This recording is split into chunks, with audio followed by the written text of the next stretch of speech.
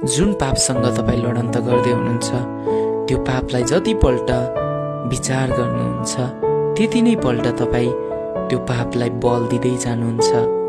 परीक्षा विचारसँगै सुरु हुने भएकोले यसको प्रलोभनलाई शान्त गर्ने छिटो उपाय आफ्नो ध्यान अर्को कुनै कुरामा लगाउनु हो।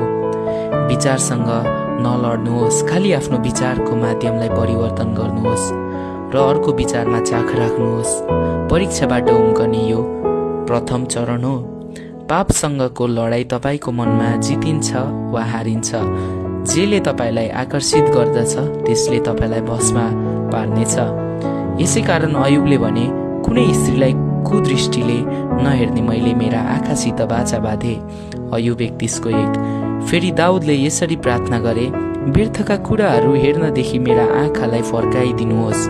भजन सङ्ग्रह 119:37।